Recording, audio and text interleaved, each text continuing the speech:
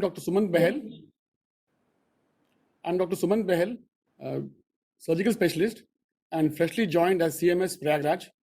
I'm thankful to GM sir and PCMD sir.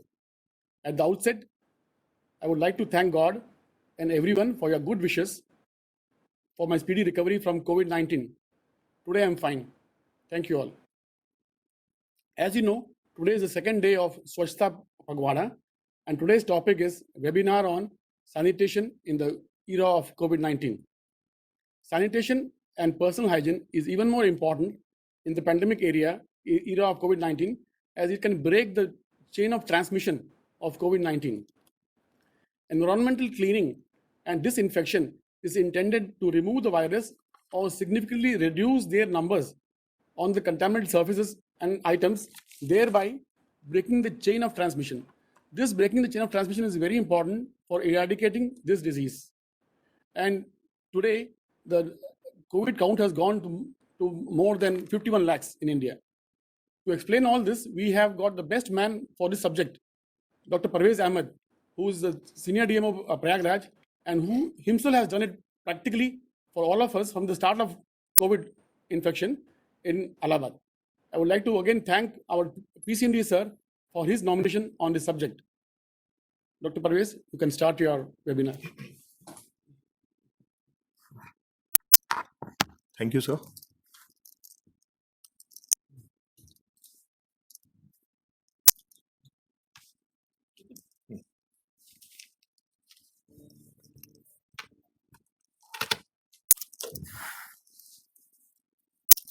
फूल खिलते हैं जब आप मुस्कुराते हैं, जहां जाते हैं चार चांद लगाते हैं, उस मंच की शोभा के क्या कहने जहां आप जैसे अतिथि आते हैं।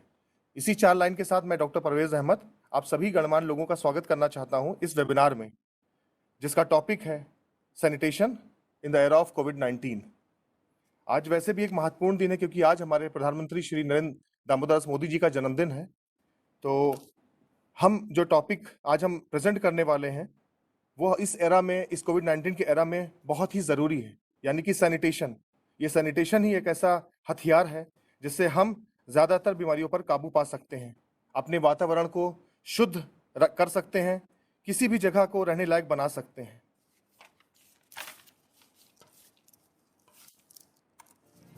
जीवन में स्वच्छता का महत्व इतना ज़्यादा है कि हमारे प्रधानमंत्री मोदी जी ने भी इसे समझते हुए स्वच्छ भारत अभियान की शुरुआत की, जिसका मुख्य उद्देश्य भारत को स्वच्छ बनाने के साथ साथ पूरी तरह खुले में शौच मुक्त बनाना है।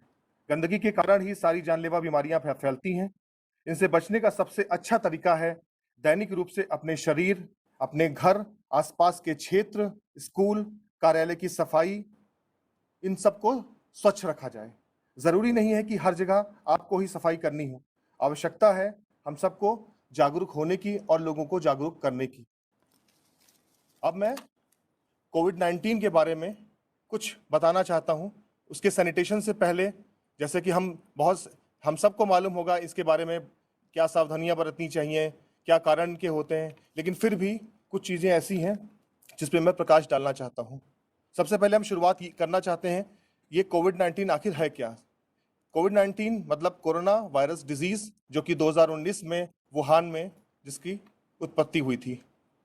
इसका पहले नाम नोवेल कोरोना वायरस था, इसका कोई पर्टिकुलर नाम नहीं था। इसको नोवेल कोरोना वायरस सिर्फ इसलिए बोला गया था क्योंकि वहां पे जो एक साइंटिस्ट की थीसिस थी कि ये एनिमल वायरस और ह्यूमन वायरस के म्यूटेशन से ये एक नया वायरस बना, इसलिए इसका नाम नोवेल कोरोना वायरस दिया गया। लेकिन WHO ने 11 फरवरी 2019 को इसका नाम बदलकर कोविड-19 एंड SARS-CoV-2 ये नाम दिया गया।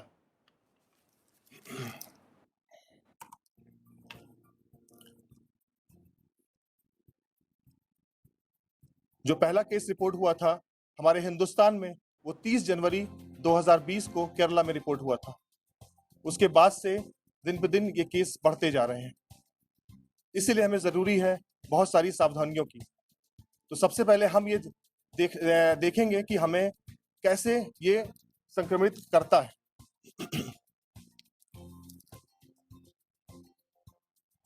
कोविड-19 जो कि एक महामारी का रूप ले चुका है पूरे दुनिया में, ये कोरोना वायरस है क्या। कोरोना वायरस, जैसे कि मैंने अभी आपको बताया, ये कोरोना वायरस जो कि SARS-CoV-2 वायरस है, जिसकी संक्रमण से ये बीमारी हमारे अंदर पहुंचती है।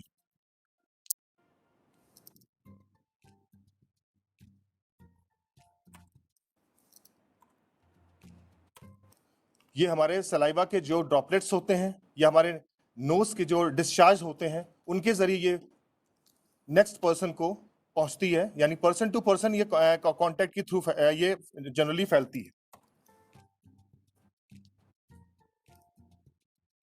अब मैं आपको बताना चाहता हूं कि कैसे ये वायरस एक पर्सन से दूसरे पर्सन में फैलता है। जैसे हम छींकते समय अगर हम बिना हाथ लगाए छींकते हैं तो जो वायरस होते हैं, या हम खांसते हैं तो जो वायरस होता है वो 1.5 से 2 मीटर तक ये वायरस हवा में जाता है। उसके बाद ये वायरस नीचे जमीन पे चला जाता है। तो इस 2 मीटर के दौरान अगर कोई भी पर्सन कांटेक्ट में होगा तो ये वायरस उसके शरीर में नाक के जरिए और मुंह के जरिए प्रवेश कर जाएगा।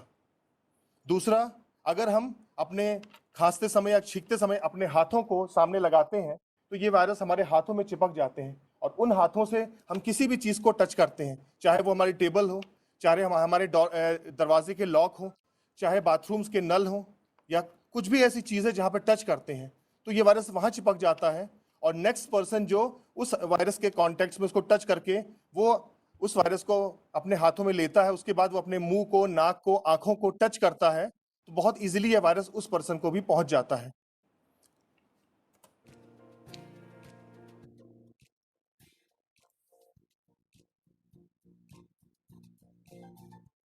अब इस डिजीज के बारे में हमें ये जानना है कि ये कैसे स्प्रेड करता है। जैसे मैंने आपको बताया कि ये हवा के जरिए पर्सन टू पर्सन स्प्रेड करता है। ये जो रेस्पिरेटरी ड्रॉपलेट्स होते हैं, जो खांसते समय जो एरोसोल स्प्रे होते हैं, उसके जरिए ये दूसरे इंसान में पहुंचता है।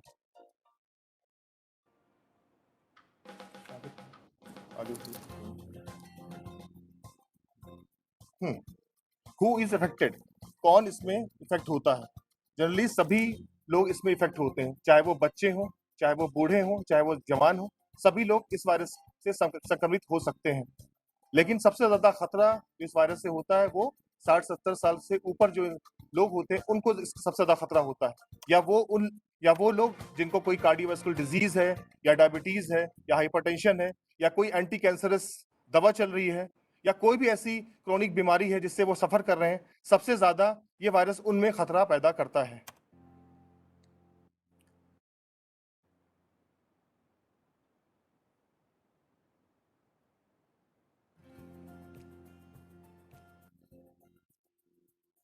इसमें सिम्टम्स क्या है? ये सबसे महत्वपूर्ण चीज है कि हमें ये जानना है कि इस वायरस के जरिए क्या क्या सिम्टम्स होते हैं, और उन सिम्टम्स के जरिए हमें पहचानना है कि हमें कोरोना वायरस है कि नहीं। जनरली इसमें बहुत सारे सिम्टम्स हैं जो कॉमनली हमें देखने को मिलते हैं, जिसमें सबसे कॉमन है फीवर। फीवर जो कि लो ग्रेड से स्टार्ट होता है और 2 या 3 दिनों में वो हाई ग्रेड हो जाता है।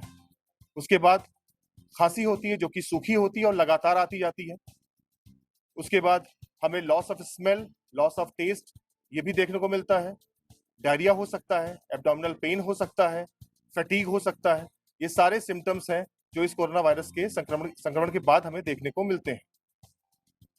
अब इस कोरोना वायरस से हम कैसे अपने आप को प्रिवेंट कर सकते हैं? जो प्रिवेंशन टिप्स हैं वो क्या है? सबसे इंपॉर्टेंट है अपने हाथों को रेगुलर गर्म पानी या साबुन से धुलना, या फिर सैनिटाइजर से उनको साफ करना। अपने हाथों को कम से कम 20 सेकंड तक धुलना है, और अच्छी तरीके से धुलना है। 20 सेकंड से कम नहीं चलेगा।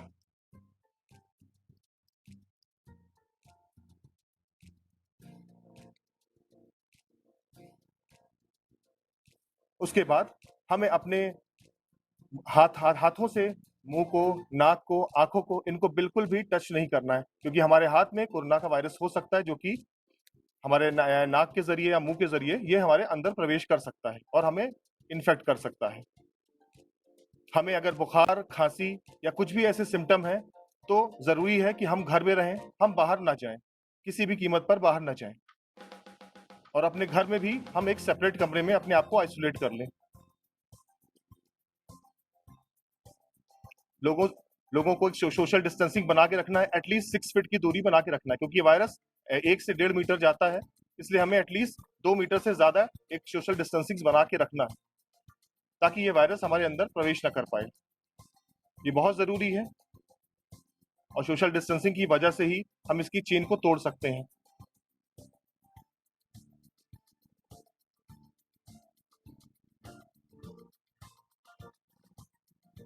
सबसे इंपॉर्टेंट चीज, हमें अपने चेहरे को मास्क से ढकना है और खांसते या छींकते समय हमें अपने हाथों का नहीं, अपने एल्बो का इस्तेमाल करना है। ये बहुत जरूरी है, क्योंकि हाथों से को अगर इस्तेमाल करेंगे तो वही हाथ इन्फेक्ट होके दूसरी जगह वो इन्फेक्शन को पहुंचा देंगे। या अगर हम अपने हाथों को इस्तेमाल करते हैं तो उसके तुरंत बाद हमें अपने हाथों को अच्छी तरह से साबुन से वॉश कर लेना है, उसके बाद ही हमें कुछ आगे काम करना है। और मास्क हमेशा हमें पहन के रहना है, चाहे हम घर में रहें या हम बाहर जा रहे हैं या किसी पब्लिक प्लेस में जा रहे हैं, कहीं भी हमें मास्क यूज करके रखना है। उसके अलावा जो हमारे डेली यूज के सामान है, चाहे वो लैपटॉप हो, चाहे वो मोबाइल फोन हो, चाहे जो भी चीजें हो, हम उनका ध्यान नहीं रखते हैं। हम अपना ध्यान रखते हैं लेकिन वो इन्फेक्शन उनमें भी होता है। तो हमें रेगुलर अपने लैपटॉप को, अपने पेन को, अपनी डेली यूज की जो भी चीजें, मोबाइल फोन को, उसको साफ करके रखना है। अब सिम्टम कितने तरीके के होते हैं? इसमें माइल्ड सिम्टम्स होते हैं, माइल्ड डिजीज जिसको बोलते हैं, मॉडरेट सिम्टम्स, मॉडरेट डिजीज होती है, सीवियर डिजीज।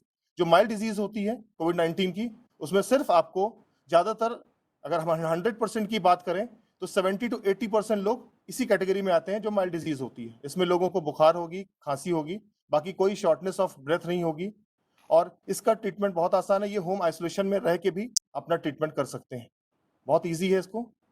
जो मॉडरेट डिजीज है वो कैसे डिफरेंशिएट करेंगे? हमारा रेस्पिरेटरी रेट अगर 24 से कम है, ज्यादा है, और उसके अलावा SpO2 हमारा 95 से कम है, तो इसको हम मॉडरेट डिजीज की श्रेणी में ला सकते हैं, जिसमें शॉर्टनेस ऑफ ब्रेथ भी होगी, सांस भी फूलेगी, हाई ग्रेड फीवर रहेगा। इसमें हॉस्पिटल में एडमिशन जरूरी है। और जो सीवियर डिजीज है, मॉडरेट डिजीज 10 से 15% होते हैं, जो माइल्ड डिजीज होती है वो 70 to 80% होते हैं, और जो सीवियर डिजीज होती है जिसको बोलते हैं कि इसमें उस इंसान की डेथ भी हो सकती है, ये जनरली 3 से 4% लोग होते हैं, जिसमें रेस्पिरेटरी रेट मोर देन 30 होता है। जो हमारे सांस लेने के रेट होता है वो मोर देन 30 होता है, और जो हमारा SpO2 होता है वो 90% से कम हो जाता है। तो इसमें हमें बहुत सारी मेडिसिन, वेंटिलेटर, ICU, इन सब की जरूरत पड़ती है। तो ये ऐसी डिजीज है जिसमें उन लोगों की मौत हो सकती है। जनरली जो 3 से 4% लोगों की डेथ हो रही है वो इसी कैटेगरी के लोगों की हो रही है। इसमें वो लोग भी होते हैं जो कि कोमॉर्बिड कंडीशन के साथ आते हैं तो ये सारी चीजें इसमें होती हैं।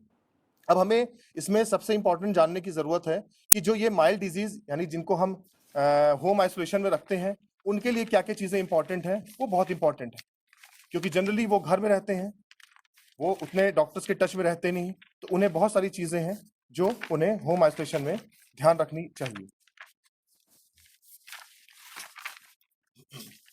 होम आइसोलेशन में सबसे जरूरी चीज है कि जो डॉक्टर ने हमें मेडिसिन प्रिस्क्राइब की है वो हम रेगुलर इंटरवल पर लेते रहें, और अगर कोई भी प्रॉब्लम हो तो अपने डॉक्टर से तुरंत हम संपर्क करें। वो मेडिसिन हमें लेनी है और लेनी ही है।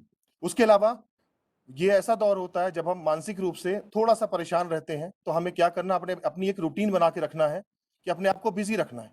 सुबह अपने कमरे में टहलना है, किताबें पढ़नी है, म्यूजिक सुनना है, अपने लोगों से फोन पे बातें करनी है। ये ऐसी चीजें हैं जो हमें इस मानसिक दौर से बाहर निकालती हैं। अपना एक रूटीन बना के रखना है कि इस वक्त हमें नहाना है, इस वक्त हमें पेपर पढ़ना है, इस वक्त हमें खाना खाना है। तो ये सब चीजें क्या करती हैं, आपको मानसिक तनाव से दूर रखती हैं। और इस दौरान आप जब अकेले होते हैं अपने कमरे में तो बहुत ज्यादा मानसिक तनाव होता है। और अगर बहुत ज्यादा आपको प्रॉब्लम है तो अपने डॉक्टर से भी बात करते हैं। जैसे हम रेलवे हॉस्पिटल में जो भी लोग होम आइसोलेट हैं, हम पर डे 1 या 2 बार उन सारे पेशेंट्स को कांटेक्ट करते हैं, उनसे उनका हालचाल पूछते हैं। तो इससे उस मरीज की बहुत हिम्मत बढ़ती है एक बार बात करने से, जो हम रोज कर रहे हैं। उसके अलावा कुछ इक्विपमेंट्स हैं, कुछ इंस्ट्रूमेंट है जो हमें अपने घर में होम आइसोलेशन के दौरान रखने ही रखने हैं। उसमें 3 चीजें बहुत कॉमन है, एक पल्स ऑक्सीमीटर, बीपी मशीन और थर्मामीटर। थर्मामीटर चाहे वो नॉन कॉन्टैक्ट इंफ्रारेड थर्मामीटर हो और चाहे कन्वेंशनल थर्मामीटर हो, कोई भी थर्मामीटर चलेगा। तो पल्स ऑक्सीमीटर से हम रोज दिन में 1 या 2 बार अपना SpO2 नापना चाहिए, क्योंकि क्या है, SpO2 मॉनिटरिंग बहुत जरूरी है। अगर SpO2 आपका 95% से ऊपर है तो आपके लिए सब कुछ ठीक है। अगर 95% से SpO2 आपका कम आता है और आपको शॉर्टनेस ऑफ ब्रेथ यानी कि सांस लेने में दिक्कत हो रही है, तो आप तुरंत अपने डॉक्टर को संपर्क करें और हॉस्पिटल में एडमिट हो जाएं। और जनरली जो रेस्टिंग SpO2 है उससे बेटर है कि घर में 5-6 मिनट अपने कमरे में थोड़ा सा टहल के आप तब SpO2 को देखें, तो वो ज्यादा बेटर होगा SpO2 को मॉनिटर करना। वो ज्यादा अच्छी अपनी आपकी डिजीज की कंडीशन के बारे में बता सकता है, जिसको resting oxygen walking oxygen concentration बोलते हैं। ब्लड प्रेशर दिन में 1 या 2 बार नापना है। अगर आपका सिस्टोलिक ब्लड प्रेशर 80 से कम हो जाए तो तुरंत अपने डॉक्टर से संपर्क करें। थर्मामीटर से अपना टेम्परेचर रेगुलर नापते रहें। अगर 3 दिनों तक आपका टेम्परेचर 101 से कम नहीं होता है तो आप तुरंत डॉक्टर से संपर्क करके हॉस्पिटल में एडमिट हो जाएं। आपको डीप ब्रीथिंग एक्सरसाइजेस भी करनी चाहिए घर में। आपको जो खाना खाना है वो खाना बहुत लाइट होना चाहिए, उसमें मिर्च मसाला ये सारी चीजें बिल्कुल नहीं होनी चाहिए। कोई भी ऑयली या मसाला खाना बिल्कुल नहीं लेना है, आपको बिल्कुल लाइट खाना लेना है। आपको सबसे ज्यादा ध्यान देना है अपने लिक्विड डाइट पर। आपको बहुत सारा पानी पीना है, चाय पीनी है, तुलसी डालकर पी सकते हैं, दूध लेना है, हल्दी डाल के आप पी सकते हैं, नारियल पानी पी सकते हैं। ये सारी चीजें आपको बहुत फायदा पहुंचाएंगी। उसके अलावा कोशिश करिए कि कमर के बल लेटने के साथ साथ आप पेट के बल भी लेटें, क्योंकि आज जैसे आप सबको पता है कि जो हमारे फेफड़े का ज्यादा हिस्सा होता है वो कमर की तरफ होता है, तो थोड़ा सा सांस लेने में आपको परेशानी हो सकती है। अगर आप पेट के बल बीच बीच में लेटते रहेंगे तो आपके लंग्स को मूव करने में थोड़ी आसानी रहेगी। तो बीच बीच में आप पेट के बल भी लेटते रहें अपने घरों में। अब घर में रहते समय क्या क्या वार्निंग सिम्टम्स हैं जो हमें ध्यान रखना है? वार्निंग सिम्टम्स ये है, आपका जैसे मैंने बताया, आपका टेम्परेचर अगर 101 से नीचे नहीं आता है अगले 3 दिन तक, आपका सिस्टोलिक ब्लड प्रेशर 80 से कम हो जाता है, आपको शॉर्टनेस ऑफ ब्रेथ हो रही है, आपका SpO2 95% से कम हो जा रहा है। अगर ये सारी दिक्कतें आपको हो रही हैं तो आप तुरंत अपने डॉक्टर से संपर्क करें और हॉस्पिटल में एडमिट हो जाएं। उसके अलावा क्या क्या चीजें आपको होम आइसोलेशन के दौरान नहीं करनी है? आपको बिना डॉक्टर की परमिशन से अपना होम आइसोलेशन खत्म नहीं करना है। आपको अपने कमरे में रहना है। अगर आप किसी वजह से अपने कमरे से बाहर आते हैं तो आपको अपना मास्क का इस्तेमाल करना है। उसके अलावा आपको कहीं पे स्पिट नहीं करना है, थूकना नहीं है। आपको अपने बर्तन अलग रखने हैं, अपने टॉवल अलग रखने हैं, अपना सारा सामान आपको अलग रखना है। ये सारे सावधानियां हैं जो आपको होम आइसोलेशन के दौरान बरतनी है। उसके अलावा अगर आपको फिर भी कोई परेशानी है, कोई तनाव है, तो आप अपने डॉक्टर से बात कर सकते हैं।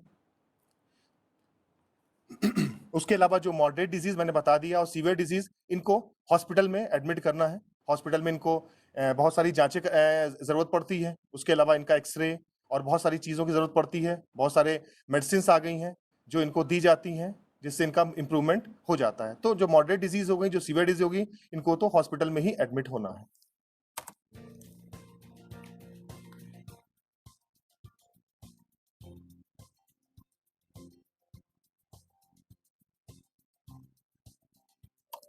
जनरली मैंने आपको ये नहीं बताया कि क्या क्या इन्वेस्टिगेशंस कोविड-19 में हम करा सकते हैं, क्या क्या जरूरी है, कौन सा इन्वेस्टिगेशन बेस्ट होगा। जनरली बेसिक चीजें आपको बताता हूँ। 4 से 5 इन्वेस्टिगेशन कोविड-19 की कॉमनली हम यूज करते हैं। उसमें सबसे कॉमनली जो आजकल यूज हो रहा है वो कोविड एंटीजन टेस्ट है, जिसमें अगर आप जो स्पाइक प्रोटीन्स होती हैं हमारे वायरस की, जनरली ये कोविड एंटीजन उसको ही ट्रेस करता है। तो अगर आपका कोविड एंटीजन टेस्ट पॉजिटिव है तो आप ये जान लीजिए कि आप 100% पॉजिटिव है। अगर नेगेटिव है तो आपको आगे ट्रूनेट या RT-PCR इन जांचों पे जाना पड़ेगा। हमारे हॉस्पिटल, रेलवे हॉस्पिटल में अभी कोविड एंटीजन टेस्ट और ट्रूनेट दोनों ही टेस्ट हो रहे हैं। तो ये टेस्ट हैं जो आपको कोविड-19 में कराने हैं। कुछ और भी टेस्ट हो रहे हैं जिसमें सीबी नेट टेस्ट और एंटीबॉडी टेस्ट भी हो रहे हैं। एंटीबॉडी टेस्ट जनरली इन्फेक्शन को पता करने के लिए नहीं होता, वो एंटीबॉडीज को पता करने के लिए होता है कि अगर कोई आदमी किसी वायरस से इन्फेक्ट हुआ है तो जाहिर बात है वो एंटीबॉडी टेस्ट पॉजिटिव दिखाएगा। अगर एंटीबॉडी पॉजिटिव नहीं दिखा रहा है, इसका मतलब अभी वो कोविड-19 से इन्फेक्ट नहीं हुआ है। ये सारे टेस्ट हैं जो अमूमन कोविड-19 में आपको यूज करने हैं। उसके अलावा अगर कोई पॉजिटिव आता है किसी भी एरिया से तो हमें उसकी कॉन्टेक्ट ट्रेसिंग भी करनी है। वो कॉन्टेक्ट ट्रेसिंग जो पर्सन पॉजिटिव है वो बहुत अच्छे से हेल्प कर सकता है कि कौन कौन उसके कॉन्टेक्ट्स में उस दौरान रहे हैं। हम जनरली आजकल जो भी कोविड पॉजिटिव पेशेंट्स आ रहे हैं उन्हें एक फॉर्म देते हैं। उस फॉर्म के जरिए हम उससे पूछते हैं कि इस 1 हफ्ते 10 दिन के दौरान कौन कौन सा ऐसा व्यक्ति है जो आपके संपर्क में आया है, तो वो जनरली हम उससे कॉन्टेक्ट ट्रेसिंग में नोट कराते हैं। उसके अलावा हम खुद भी संपर्क करते हैं लोगों से। अब कॉन्टेक्ट ट्रेसिंग में किन किन लोगों को क्वारंटाइन में जाना है और किन किन लोगों की जांचें करानी है। कॉन्टैक्ट ट्रेसिंग में वो बंदे जो कि हाई रिस्क एरिया में उसमें हैं, जैसे कोई भी पर्सन अगर एक बड़े से ऑफिस में अगर बहुत सारे लोग बैठे हैं, तो जो पॉजिटिव पेशेंट जहां बैठता है उसके 2 मीटर या 1.5 मीटर अंदर में जो भी लोग उसके साथ बैठते हैं वो सारे हाई रिस्क ग्रुप में हैं और उन सब की जांच होनी चाहिए और उनको क्वारंटाइन होना चाहिए। अब इन लोगों को जांच की जरूरत नहीं है। अगर कोई भी इंसान जो कि किसी पॉजिटिव आदमी के कांटेक्ट में नहीं है, उसको बुखार खांसी है, तो जनरली उसको जांच की जरूरत नहीं है। उसकी हिस्ट्री से पता चल जाएगा। हम उसकी हिस्ट्री बहुत इंपॉर्टेंट होती है कि अगले 1 हफ्ते 10 दिन में वो किसी कॉन्टैक्ट एरिया में किसी पॉजिटिव एरिया में गया कि नहीं गया, जहाँ पे कोई कोविड पॉजिटिव पेशेंट है कि नहीं है, कोई कोविड पॉजिटिव के संपर्क में आया है कि नहीं आया, उसके घर में तो कोई कोविड पॉजिटिव नहीं है। अगर ये सब चीजें नहीं है तो जनरली उसको होम क्वारंटाइन करके हम जांच की इसमें जरूरत नहीं पड़ेगी।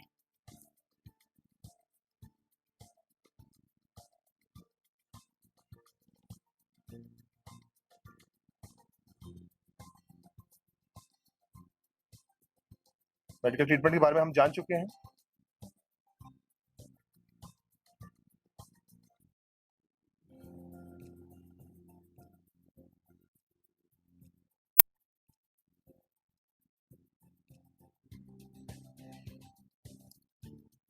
ये different type of corona virus है, alpha corona virus, beta corona virus और सार्स कोविड जो कि हमारा कोविड-19 का कोरोना वायरस है, जो कि अभी डायग्नोज हुआ है।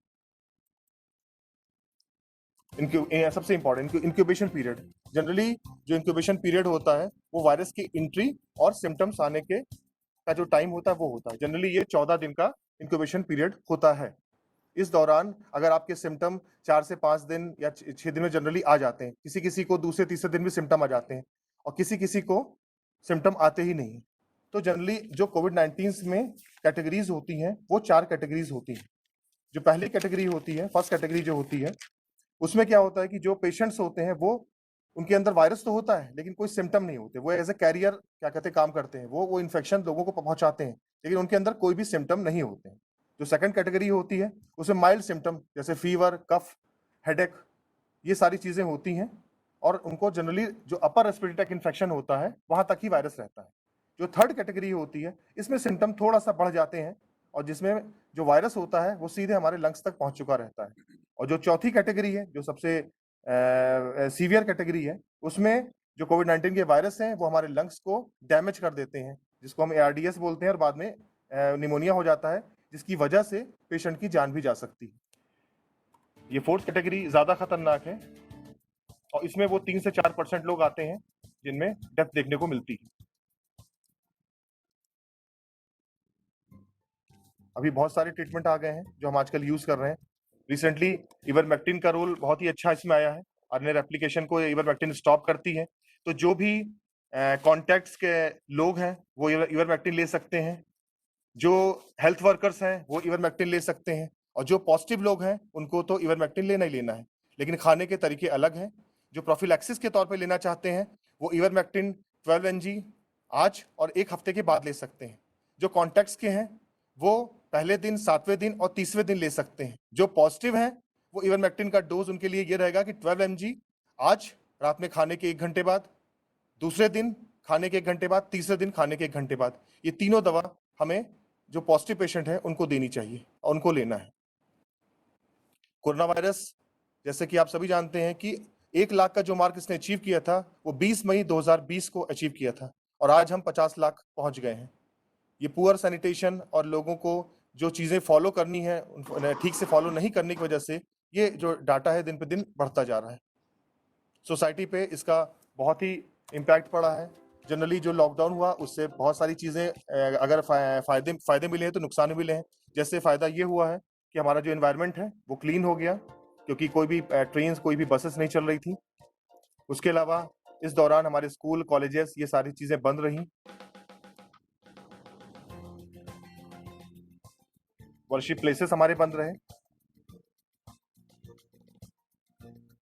ये different ways through which Covid spread, जैसे कैसे कैसे कोविड स्प्रेड करता है जो मैं पहले बता चुका हूँ। प्रिकॉशन, क्लीन योर हैंड्स, आपको अपने हाथ धुलते रहने हैं, अपने चेहरे, मुंह, आंखों को टच नहीं करना, अपने घरों में रहना है। ये सारी वो चीजें हैं। अगर आप बाहर शॉपिंग करने के लिए जाते हैं किसी दुकान में, किसी वहां पे, तो आपको तब भी सारी चीजों को फॉलो करना है। आपको रेगुलर मास्क लगा के वहां पे रहना है। शॉपिंग करने के दौरान आपको अपने हाथों में दस्ताने पहन के जाने हैं। अगर दस्ताने नहीं है तो आप सैनिटाइजर रखिए, और कुछ भी टच करने के बाद अपने हाथों को सैनिटाइजर से साफ करते रहिए। और कहीं भी अगर सैनिटाइजर आपके पास नहीं है तो आप अपने साथ साबुन रखिए, कोई भी साबुन आप रख सकते हैं, उससे अपने हाथों को रेगुलर धुलते रहिए। ये जरूरी है क्योंकि आप बाहर गए हैं तो जाहिर बात है आप बहुत सारे लोगों के कांटेक्ट में आएंगे। आप किसी पब्लिक प्लेस में गए हैं, आप किसी शादी में जा रहे हैं, तो बेहतर ये होगा कि आप किसी पब्लिक प्लेस में, किसी फंक्शन में, किसी शादी में मत जाइए। और जो ओल्ड एज के लोग हैं, मोर देन 60 ईयर्स, या बच्चे हैं, मैं उनसे सभी लोग से दरखास्त करना चाहता हूं कि उन लोगों को तो बिल्कुल भी किसी भी पार्टी में, फंक्शन में न भेजा जाए, क्योंकि वो लोग सबसे ज्यादा खतरे में हैं।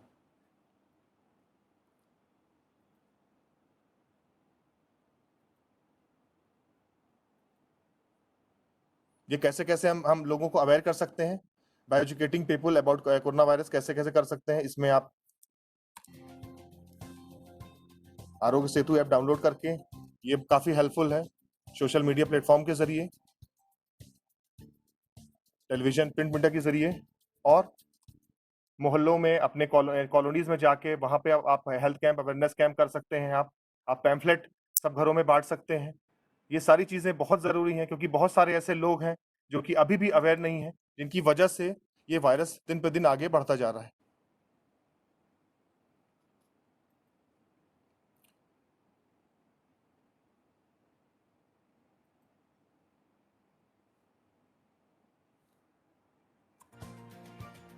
ये देखिए वो ड्रॉपलेट्स हैं जो आपको छींकने के दौरान या खांसने के दौरान इन्फेक्ट कर सकते हैं।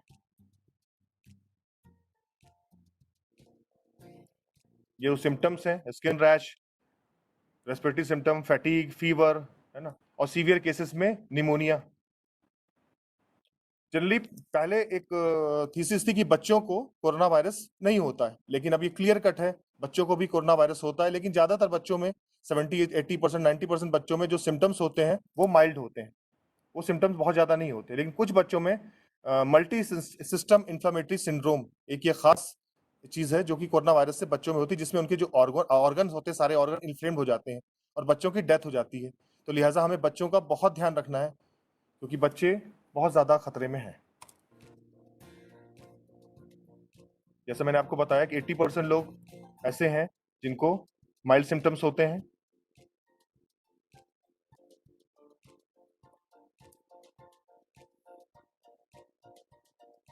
ये वो वायरस है जो कि आपके मुंह के जरिए दूसरे इंसान तक पहुंच रहा है। ये वो डिस्टेंस है, सोशल डिस्टेंसिंग, जिसकी वजह से ये वायरस 1 मीटर के बाद नीचे गिर जा रहा है, आप तक नहीं पहुंच पा रहा है।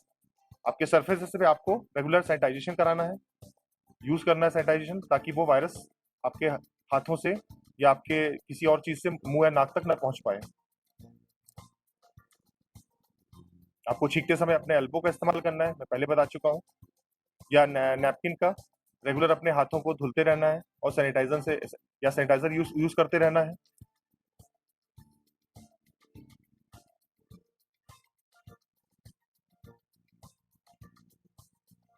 Sanitation,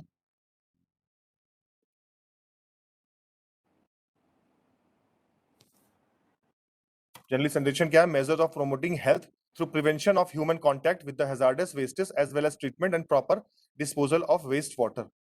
hazards can be either physical, microbiological, biological और केमिकल एजेंट्स। ये बहुत सारे कारण हो सकते हैं जो बीमारियां फैला सकते हैं। उन चीजों को रोकने का तरीका ही है ये सैनिटेशन है।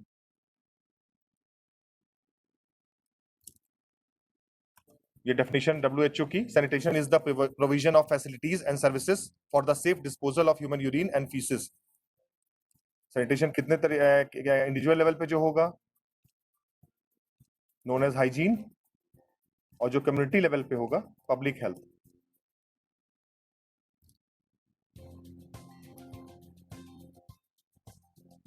Types of sanitation: basic sanitation, on site sanitation,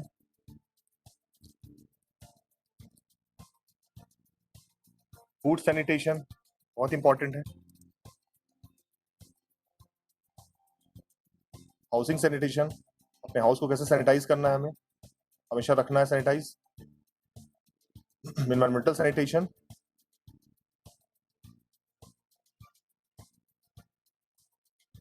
and ecological sanitation.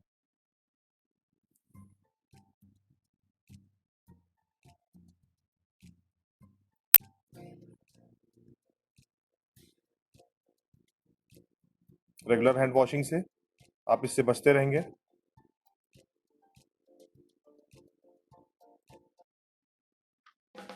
मैं सेम चीजें बार बार दिखा रहा हूं ताकि ये चीजें क्लियर हो जाएं।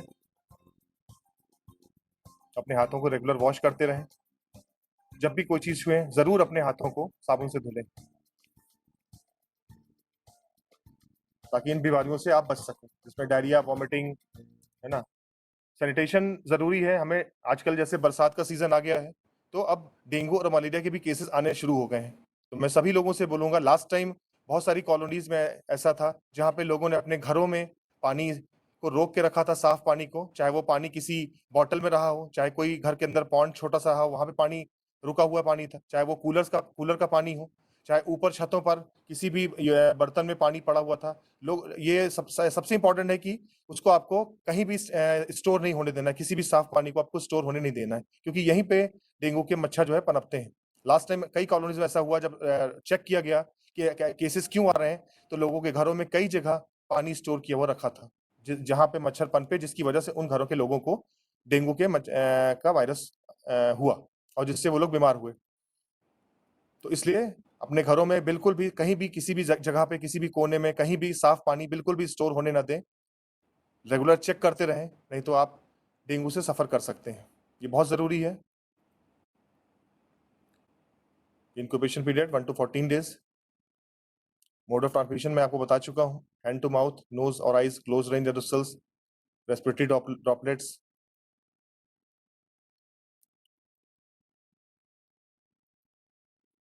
ये वो क्लिनिकल फीचर्स, सिम्टम्स हैं।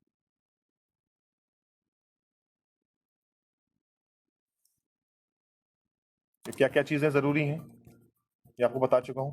अब आता है हैंड वॉशिंग। हैंड वॉशिंग का प्रॉपर तरीका क्या है, ये बहुत जरूरी है कि हैंड वॉशिंग को कैसे प्रॉपर तरीके से हमें धुलना है। हमें सबसे पहले अपने हाथ में कोई भी साबुन या क्या कहते हैं कोई भी लिक्विड सोप हो, उसको हमें अपने हाथों में लेना है। उसके बाद अपने हाथों को पहले पामर सरफेस पे अच्छी तरह वॉश करना है, उंगलियों के बीच में जा जाके। उसके बाद बैक पे अच्छी तरह से वॉश करना है।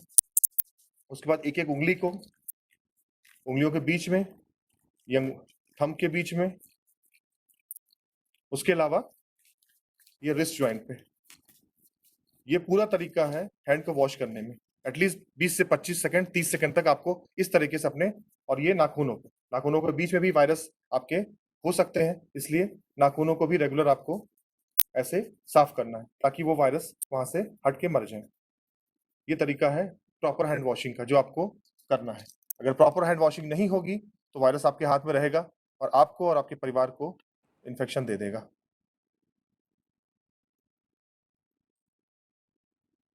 आपको किसी को टच नहीं करना है, लोगों से गले नहीं मिलना है, लोगों से हाथ नहीं मिलाना है। बिल्कुल एक फैसला कर लीजिए कि हमें इस कोरोना काल में किसी से हाथ नहीं मिलाना है, किसी से गले नहीं मिलना है, लोगों से दूरी बना के रखना है। ये बहुत जरूरी है। और किसी भी चीज को टच करने से पहले ये ध्यान रखिए, अगर आप टच कर रहे हैं तो उसमें कोरोना वायरस हो सकता है, तो जरूर जाके आप अपना हाथ साबुन से धुलिए।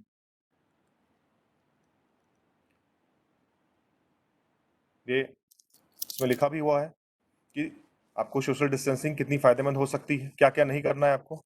आपको कोई ट्रैवल नहीं करना है, कहीं बाहर जाना है, बाहर जाते समय बहुत प्रिकॉशन लेके जाना है।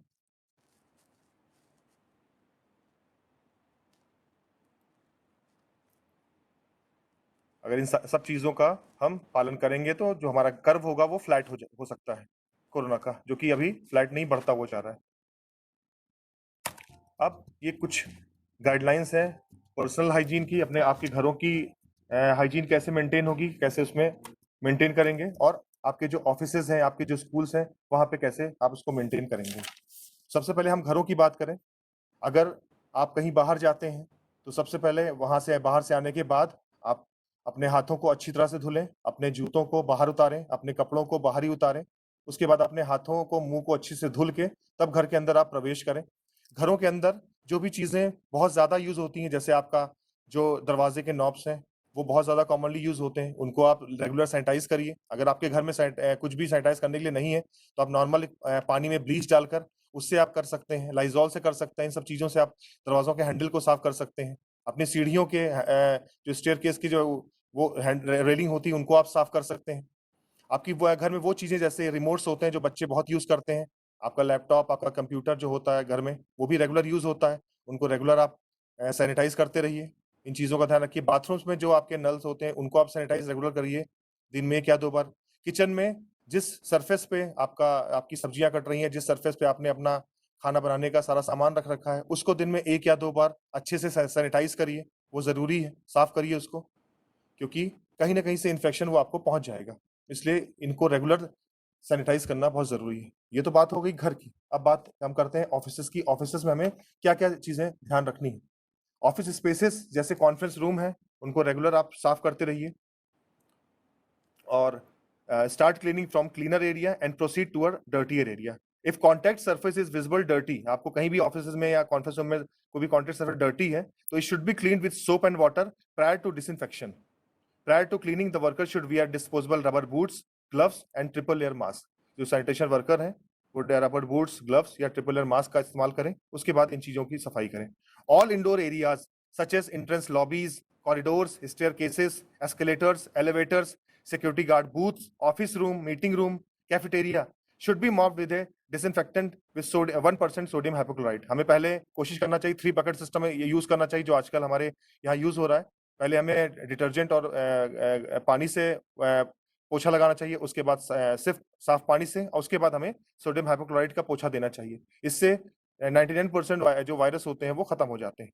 तो ये जरूरी है कि इन चीजों से करना चाहिए हमें।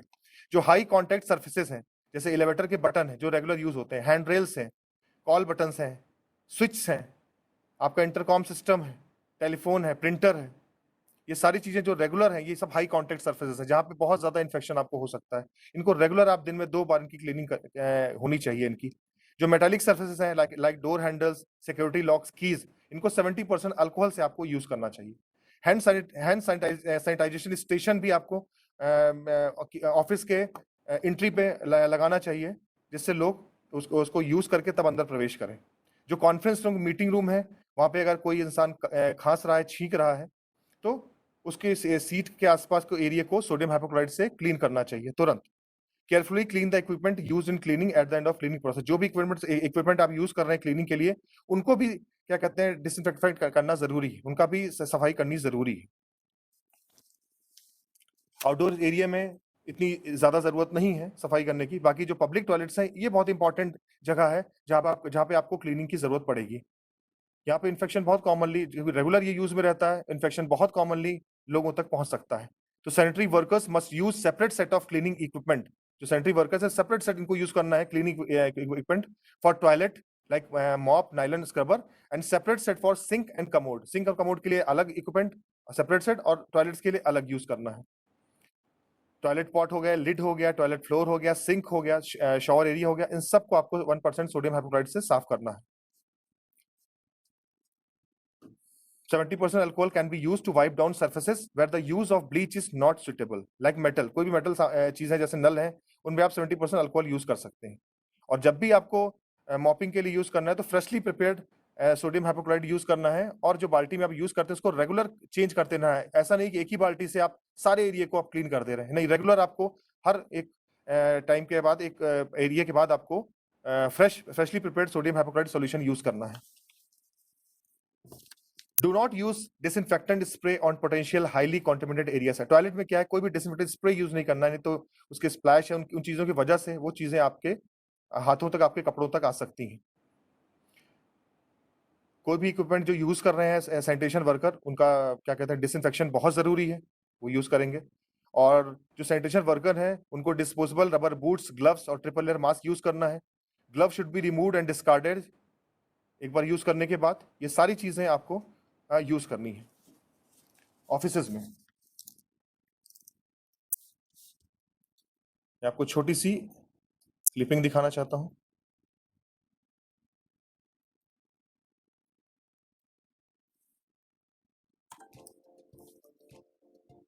ये ऑफिस का सैनिटाइजेशन हो रहा है।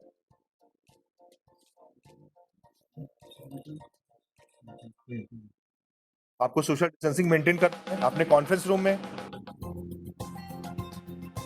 बहुत इंपॉर्टेंट है, हम इन्फेक्शन को रोक सकते हैं। आपको डिसइंफेक्टेंट वाइप्स यूज करने हैं रेगुलर, अपने टेबल्स को साफ करने के लिए। रेगुलर अपने हाथों को हैंड सैनिटाइजर से साफ करते रहिए। ये वो पर्टिकुलर हाई कांटेक्ट सरफेसेस है जिन पे आपको यूज नहीं करना। अपने दरवाजे को अपने पैरों से खोलिए या अपने एल्बो से खोलिए। माइक्रोफाइबर डस्टर यूज करिए सफाई करने के लिए। एक इंपॉर्टेंट चीज है, आपको ड्राई सफाई नहीं करनी। किसी भी झाड़ू से या किसी भी सूखी चीज से आपको सफाई नहीं करनी। आपको जो मॉपिंग करनी है वो आपको गीले कपड़े से मॉपिंग करनी है, जिसमें गीला पानी, ताकि जो उसके डस्ट पार्टिकल्स हैं वो उड़ के लोगों तक ना पहुंच सके।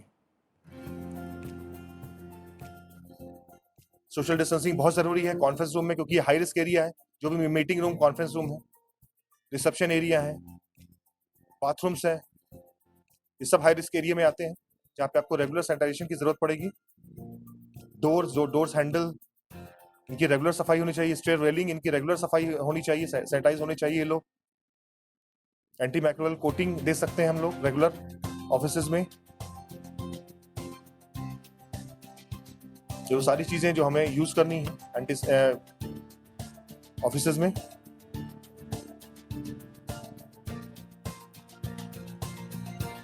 ये सारे हमारे कॉन्फ्रेंस रूम्स, इतनी दूर दूर हमें सीट्स रखनी है।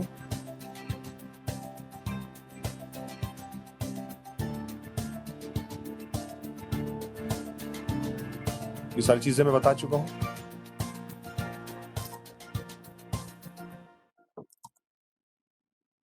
ये टॉयलेट जाते समय आपको क्या करना है, आपको जो आपकी कमोड की सीट्स है उस पे आपको एक, अगर आपके पास लाइट वेट वैक्स पेपर है जो कि आप उस पर बिछा सकते हैं, ताकि जो वहाँ पे वायरस है वो आपकी बॉडी से टच ना कर पाए। आप उसको डिसइंफेक्टेंट वाइप से साफ कर सकते हैं वहाँ पे बैठने से पहले, क्योंकि ये बहुत ही कॉन्टेमिनेटेड एरिया, बहुत ही इन्फेक्टेड एरिया होता है जो कमोड्स की सीट्स होती हैं। इनको बैठने से पहले आपको अच्छी तरह से इनको साफ करना है, उसके बाद ही बैठना है। टॉयलेट सीट कवर आप यूज कर सकते हैं, नहीं तो जो टिश्यू पेपर्स होते हैं वहाँ पे, उनको आप बिछाकर उन पे बैठ सकते हैं, ताकि आप उनके वायरस के कांटेक्ट में आप सीधे ना आ पाए। या आप डिसइंफेक्टेंट वाइप से उनको साफ करके तब बैठ सकते हैं, क्योंकि ये बहुत ज़रूरी है, क्योंकि वहाँ बहुत ज़्यादा कॉन्टेमिनेटेड एरिया होता है वो। और रेगुलर वॉशिंग के साथ साथ आपको ये क्या कहते हैं चीज़ों का प्रिकॉशन लेना ही पड़ेगा। आपके साथ डिसइंफेक्टेंट स्प्रे होना चाहिए ताकि आप इनको वहाँ पे छिड़क सकें। अगर आपके पास कोई भी चीज़ नहीं है तो आप उस पर स्क्वाट होके बैठ सकते हैं कमोड पर।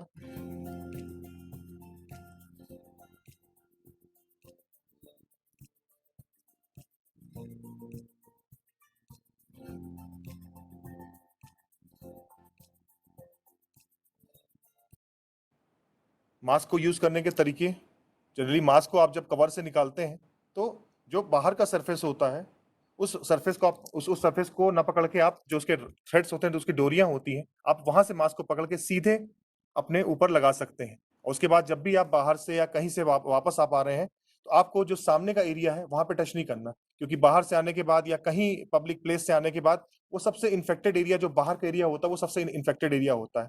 तो लिहाजा आपको अपने हाथों से वहां टच नहीं करना। आपको वो डोरियां निकाल के आपको सीधे उसको डस्टबिन में डाल देना है, ताकि वो जो बाहर का इन्फेक्टेड एरिया है उसको आप टच ना कर सकें। ये सबसे इंपॉर्टेंट चीज है। जो लोग मास्क पहनते हैं उनको जानना चाहिए चीजों को।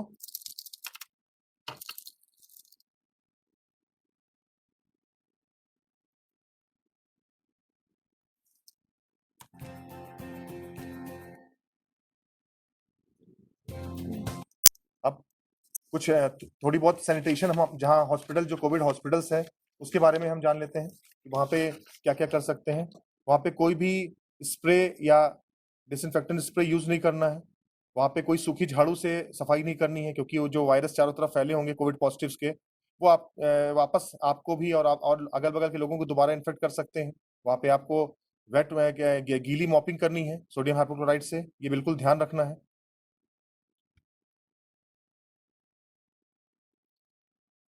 जो भी इक्विपमेंट यूज हो रहे हैं उनको भी आपको क्लीन करना है, यूज करने से पहले और यूज करने के बाद।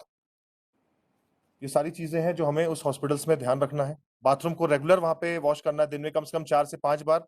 जो भी कोविड हॉस्पिटल्स हैं उनमें हमें सफाई रखनी है, क्योंकि वो सबसे इन्फेक्टेड एरिया होते हैं। लिहाजा इसलिए 5 से 6 बार बाथरूम्स की सफाई होनी चाहिए प्रॉपर तरीके से। और जो सैनिटेशन वर्कर है, हमें प्रॉपर पीपी किट पहन के इन जगहों की सफाई करें और प्रॉपर प्रिकॉशन लेके सफाई करें।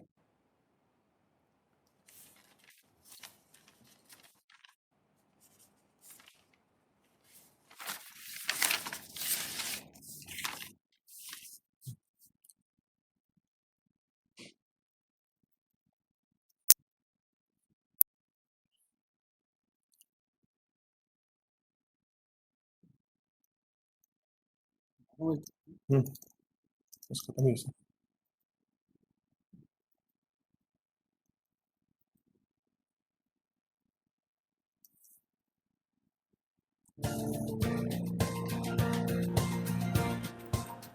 अब कुछ चीजें हैं जिनके बारे में ये सेमिनार खत्म होने के पहले मैं बताना चाहता हूं।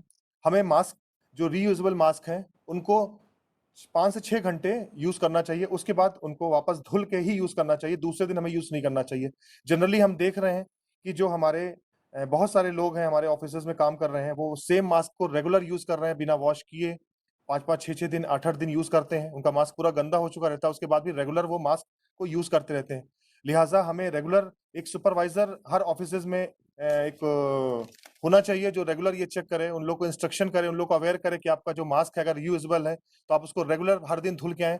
जनरली आप कपड़े का मास्क 2 या 3 रखिए, आप उसको धुलिए और धुल के ही पहनिए, नहीं तो वो इन्फेक्शन, आप कितना भी मास्क पहन लेंगे कोई फायदा नहीं, वो आपको तो इन्फेक्ट करेगा ही, साथ साथ दूसरों को भी इन्फेक्ट करेगा। लिहाजा एक सुपरवाइजर जरूर होना चाहिए हर ऑफिसेज में जो रेगुलर लोगों को सोशल डिस्टेंसिंग के बारे में बता सके कि सोशल डिस्टेंसिंग रखना ही रखना जरूरी है। क्योंकि अक्सर ऑफिसेज में लोग क्या करते हैं, अपना मास्क निकाल कर आपस में बातें करते हैं, साथ बैठकर खाना खाते हैं, साथ बैठकर चाय पीते हैं। ये बहुत ही खतरनाक हो सकता है। इसकी वजह से ही बहुत सारे इन्फेक्शन है जिनको कंट्रोल करने में मुश्किल हो रहा है। आजकल ऑफिसेज में केसेस आ रहे हैं, उनका रीजन सिर्फ यही है कि हम सोशल डिस्टेंसिंग का ठीक से पालन नहीं कर रहे हैं, सबसे इंपॉर्टेंट है। उसके अलावा हम मास्क जो कि रोज चेंज होना चाहिए, अगर डिस्पोजल मास्क है तो रोज चेंज होना चाहिए, अगर रीयूजेबल मास्क है तो धुल के रोज उसको उसका यूज होना चाहिए, लेकिन हम नहीं कर रहे हैं। तो ये यही सब कारण है जिनकी वजह से ये इन्फेक्शन हमारे ऑफिस तक पहुंच रहा है। हम सिर्फ टेम्परेचर अगर नापते हैं तो उससे क्लियर नहीं हो जाता कि हमें हमारे अंदर वायरस है कि नहीं है। बहुत सारे ऐसे पेशेंट्स हैं, 40% ऐसे पेशेंट्स होते हैं जिनको टेम्परेचर बिल्कुल नहीं होता, लेकिन उनके अंदर कोरोना के वायरस होते हैं। तो सिर्फ टेम्परेचर नाप के अगर हम ये क्लियर हो जाए कि हमारे अंदर वायरस नहीं है तो ये गलत है। हमें उसके अलावा सारी सावधानियां बरतनी है। हमें ये भी चेक करना है कि किसी इंसान को बुखार खांसी तो नहीं है, रेगुलर चेक होना चाहिए। और लोगों को आगे बढ़ के बताना चाहिए कि हाँ मुझे बुखार खांसी है, ताकि वो लोग घर जाके क्वारंटाइन में हो जाएं और अपने डॉक्टर से संपर्क करके अपना इलाज करें, अपनी जांच करवाएं, उसके बाद ही ऑफिस आएं।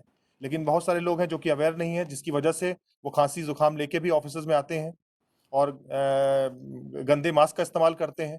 तो ये बहुत सारी इंपॉर्टेंट चीजें हैं जो हमें ध्यान देनी पड़ेंगी। अगर हमें इस चेन को तोड़ना है तो हमें गेट पे बुखार नापने के साथ साथ अंदर जो हमारा एक कोई पर्टिकुलर बंदा हो जो ये सब चीजों पर भी ध्यान दे कि सोशल डिस्टेंसिंग जरूर होनी चाहिए, लोगों को दूर दूर बैठना चाहिए, लोगों को बिल्कुल करीब नहीं बैठना चाहिए, लोगों को मास्क रेगुलर पहनना चाहिए, 1 मिनट के लिए भी मास्क अपने उससे हटाना नहीं चाहिए। और रेगुलर उनको सलाह देनी चाहिए कि अपने हाथों को धुलते रहिए, आप सैनिटाइज करते रहिए। और हर इंसान की जेब में एक सैनिटाइजर होना ही चाहिए, बहुत जरूरी है, क्योंकि बार बार वो हो सकता है कि वो बाथरूम तक ना जा सके वो अपना हाथ धुलने के लिए। तो अगर उसके पास एक सैनिटाइजर होगा तो रेगुलर अपने हाथ को वो सैनिटाइज कर सकेगा। ये खुद की सेफ्टी के लिए भी जरूरी है और दूसरों की सेफ्टी के लिए भी जरूरी है। ऐसा जरूरी नहीं है कि अगर हमें सिम्टम नहीं हो रहा है, हमें कुछ नहीं हो रहा है, तो हम कोरोना से इन्फेक्ट नहीं है। हर इंसान को ये सोच रखना चाहिए कि मेरे अंदर वो वायरस है और मुझे अपने आप को तो स्वच्छ रखना ही है, ताकि हम अपने बच्चों को, अपने घर वालों को बचा सकें और हमारे आसपास जो हमारे साथ काम करते हैं हम उनकी भी देख रेख कर सकें, उनको भी इस वायरस से बचा सकें। ये हमारी जिम्मेदारी है। इस जिम्मेदारी से हमको हटना नहीं है, हमें अपनी जिम्मेदारी का पालन करना है। इस देश के नागरिक होने के साथ साथ हमें ये चीजों का ध्यान रखना जरूरी है। आज जो 50 लाख केसेस हुए हैं वो सिर्फ और सिर्फ हमारी लापरवाहियों से बढ़ रहे हैं। अगर हम थोड़ा सा इन सब चीजों का ध्यान रखें, सोशल डिस्टेंसिंग का, मास्क का, इन सब चीजों का ध्यान रखें, सही समय पर हम अपने डॉक्टर से संपर्क करें, सही टाइम पर अपना इलाज कराएं, घर में अलग हम रहें, होम क्वारंटाइन रहें। अगर हमें कोई बुखार खांसी हो रहा है तो हम घर में रहें। तो ये सारी चीज़ों से हम बच सकते हैं। और जनरली एक और चीज़ है जो मैं आपको बताना चाहता हूँ, लोगों को एक सलाह दी गई है काढ़ा पीने की। तो लोग क्या करें, एक एक दिन में 3-3 4-4 बार काढ़े का इस्तेमाल कर रहे हैं, उसमें बहुत सारे गरम मसाले डाल के उस काढ़े का इस्तेमाल कर रहे हैं। आप काढ़ा पीजिए, दिन में 1 बार पीजिए या 2 दिन में 1 बार पीजिए, लेकिन दिन में 3-4 बार काढ़े का मत पीजिए, क्योंकि बहुत सारे ऐसे पेशेंट यहाँ पे आए हॉस्पिटल में जिनके पेट में अल्सर, गैस्ट्रिक अल्सर हो गए, उनको वॉमिटिंग शुरू हो गई क्योंकि उन्होंने काढ़े का बहुत ज़्यादा इस्तेमाल किया। तो बहुत ज़्यादा काढ़े का इस्तेमाल नहीं करना है। बहुत सारे ऐसे लोग हैं जो विटामिन सी को दिन में 3-3 बार खा रहे हैं। हमारी बॉडी में विटामिन सी सिर्फ 90 मिलीग्राम की ज़रूरत पड़ती है और हम 500 मिलीग्राम की विटामिन सी दिन में 3 बार ले रहे हैं, 2 बार ले रहे हैं। इतनी ज़रूरत नहीं है हमें विटामिन सी की। विटामिन सी तो हमें सिर्फ अगर हम 1 ग्लास नींबू का पानी पी लें, आधा नींबू का, तो उससे ही हमें सफिशिएंट डोज़ मिल जाएगा। तो आप विटामिन सी बिल्कुल भी अपने आप से मत लीजिए। बहुत सारे लोगों को मैंने सुना वो 2-2 3-3 बार ले रहे हैं। कुछ लोग ऐसे हैं जिन्होंने 3-3 4-4 महीने से लगातार विटामिन सी खा रहे हैं वो। तो ये गलत है। काढ़ा 3-4 महीने से कंटिन्यू पिए जा रहे हैं और उसकी वजह से क्या होगा, उनको एब्डोमिनल पेन हो रहा है, उनको वॉमिटिंग हो रही है, उनको और भी दिक्कतें हो रही है इन सब चीज़ों की वजह से। तो इन सब चीज़ों का ध्यान रखना है। सबसे इंपॉर्टेंट, खांसते छींकते समय अगर अपने हाथों का इस्तेमाल कर रहे हैं तो तुरंत जाके अपने हाथों को वॉश करिए। ये बहुत इंपॉर्टेंट है क्योंकि अक्सर आपको दिन में 3 या 4 बार, 5 बार छींक ज़रूर आती है। अब वो इन्फेक्शन आप अपने हाथों में लेते हैं या आप सामने वाले को के ऊपर डालते हैं। तो अगर आप कोशिश करिए कि अपने एल्बो में खांसते छींकते समय यूज़ करें। अगर नहीं कर सकते तो अपने हाथों को इस्तेमाल कर रहे हैं तो उसके बाद आप हाथों को तुरंत जाके आप धुलिए। ये लोग नहीं कर रहे हैं। अगर जुकाम खांसी आपको हो तो तुरंत अपने डॉक्टर से संपर्क करें। हर हालत में संपर्क करें, अपनी जांच करवाएं और तुरंत ऑफिस से क्वारंटाइन हो जाएं। और प्लीज प्लीज अपने हाथों से आप अपने चेहरे को, आंखों को छूना बंद कर दें। रेगुलर ये हमारे हैबिट में है कि अपने हाथों से रेगुलर अपने हम चेहरे को, आंख को, नाक को टच करते रहते हैं। तो प्लीज अपने हाथों से अपने चेहरे को, आंखों को, इनको मत टच करिए। भीड़ भाड़ में मत जाइए, लोगों को गले मत लगाइए, लोगों से हाथ मत मिलाइए। ये सब चीजें आपको ध्यान रखनी जरूरी है ना। उसके बाद कुछ चीजें मैं आपको दिखाना चाहता हूं जो हमारा सेंट्रल हॉस्पिटल कर रहा है।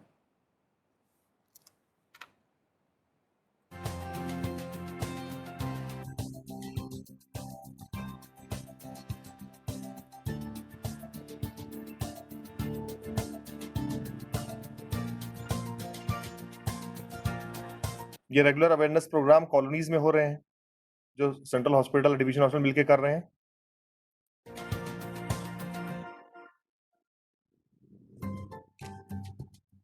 जानकारियां बहुत जरूरी हैं। जिन घरों में पॉजिटिव केसेस आ रहे हैं उन घरों का सैनिटाइजेशन, उसके अलावा भी जिन घरों में कॉन्टैक्ट्स हैं या सस्पेक्टेड हैं उन घरों का भी सैनिटाइजेशन किया जा रहा है। प्लेटफॉर्म पे सैनिटाइजेशन हो ही रहा है, बाथरूम्स का इन सब की सफाई हो ही रही है। ये हमारे हॉस्पिटल्स हैं, सेंट्रल हॉस्पिटल, जहाँ पे प्रॉपर सफाई की जा रही है, पूरी सफाई का ध्यान रखा जा रहा है।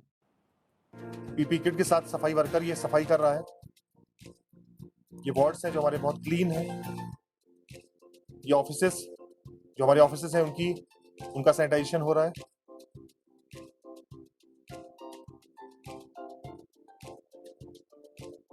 जो बहुत जरूरी है।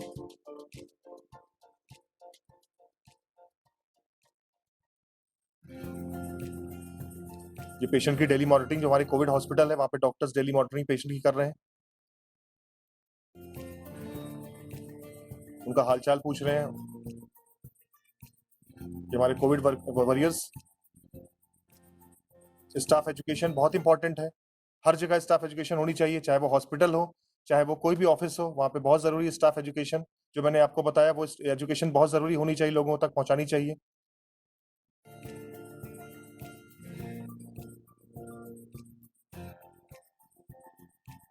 टेस्ट के बारे में आपको बता चुका हूं। आप रेगुलर, अगर आपको सस्पेक्ट है कोई भी चीज तो आप रेगुलर टेस्ट कराइए। ये वो किट्स हैं जो एंटीजन किट्स है जो हम यूज कर रहे हैं। ये हमारे हॉस्पिटल्स, स्टेशन पे मॉनिटरिंग। ये हमारे आईसीयूज जो कि फुल्ली इक्विप्ड हैं। ये वो पेशेंट्स हैं जो सकुशल बिल्कुल ठीक होके बाहर निकल रहे हैं।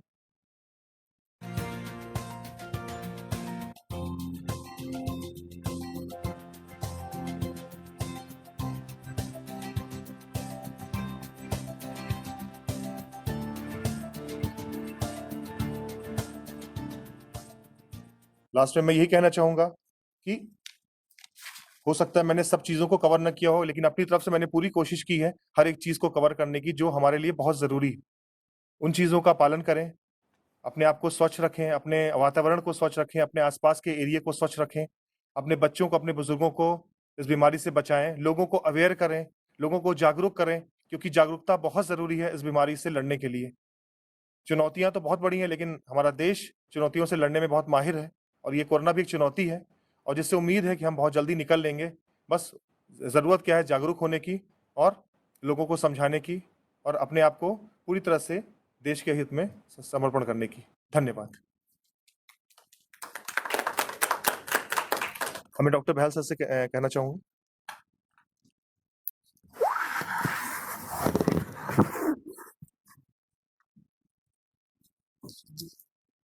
Thank you, Dr. Parvez, for the detailed and wonderful presentation. Now I request PCMD sir to enlighten us with few words of wisdom on this subject. PCMD sir.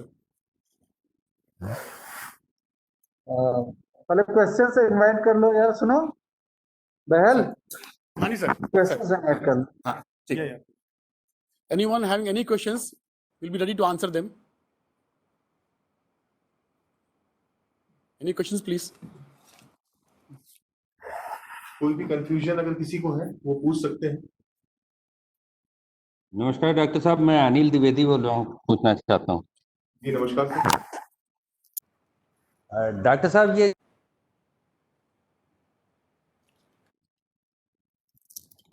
एक वो वाला एंटीजन टेस्ट बोलते हैं और एक आरटीपीसीआर बोलते हैं। जी, तो जी, हम बिल्कुल लोगों को कुछ लोग ये कहते हैं, जैसे मान लीजिए मैंने कल एक सिलेक्शन किया तो उसमें काफी लोग थे, मैं भी बैठा था। कुछ लोग कहते हैं जी, कि ऐसा सिलेक्शन करने के बाद जाके आपको एंटीजन टेस्ट करा लेना चाहिए। तो जरा सा जी, ये एक्सप्लेन कर देंगे कि ये टेस्ट हमको कब कराना चाहिए, एंटीजन टेस्ट के लिए हमें कब हॉस्पिटल अप्रोच करना चाहिए, and when we should go for RTPCR. Generally sir, हमें सबसे पहले तो जो भी पर्सन हमारे यहाँ सिम्टम लेके आता है बुखार खांसी का, उसकी हिस्ट्री लेके हमें पहले पता करना चाहिए कि वो इस दौरान पिछले 1 हफ्ते या 10 दिन के दौरान कहाँ कहाँ गया। अगर वो बताता है कि मेरे घर के आसपास कोई कोविड पॉजिटिव हुआ है, या मेरे गांव में कोई कोविड पॉजिटिव हुआ है, या मैं किसी के संपर्क में आया हूँ, तो सर सबसे पहले तो वो क्या कहते हैं, उसकी जरूरत होती है कि उस पर्सन का एंटीजन टेस्ट कराया जाए। उसके अलावा सर अगर वो एंटीजन टेस्ट में पॉजिटिव आता है तो हमें फिर उसके बाद कॉन्टैक्ट ट्रेसिंग करनी चाहिए कि उसके आसपास जो 3 से 4 फीट जो उसके साथ ऑफिस में बैठते हैं उनकी जांच होनी चाहिए।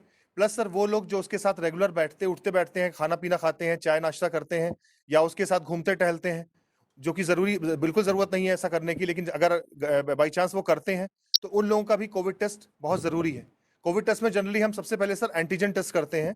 अगर एंटीजन टेस्ट पॉजिटिव है सर तो 100% वो पर्सन पॉजिटिव है सर। और जनरली अगर एंटीजन नेगेटिव आता है तो सर हम आरटीपीसीआर करते हैं। आरटीपीसीआर सर 98% सेंसिटिव है, जो कि अगर हमारी बॉडी में एक वायरस भी होगा तो आरटीपीसीआर सर उसको डिस्कवर कर देगा, उसको डायग्नोज कर देगा सर, उसको पकड़ लेगा सर। तो एंटीजन टेस्ट अगर नेगेटिव है तो इसका मतलब है कि सर हमें आरटीपीसीआर पे जाना ही पड़ेगा, और अगर पॉजिटिव है तो हमें किसी टेस्ट की जरूरत नहीं है सर, वो 100% पॉजिटिव है सर। और हमें अपने कॉन्टैक्ट्स की ट्रेसिंग करनी चाहिए। जो पॉजिटिव है वो तो है ही सर, अगर कोई सर्दी जुकाम का है तो उसकी हिस्ट्री जरूर लेनी चाहिए सर, हिस्ट्री बहुत इंपॉर्टेंट है सर। अब अगर कोई ये कहता है कि मैं घर में ही था, घर से ऑफिस आया हूं और मैं कहीं बाहर नहीं गया, कहीं मार्केट नहीं गया, कहीं किसी और जगह नहीं गया, तो उसको सर हम होम क्वारंटाइन कर सकते हैं और उसके बाद डॉक्टर की सलाह ले सकते हैं। ठीक, थैंक यू डॉक्टर साहब। एक चीज जाननी थी।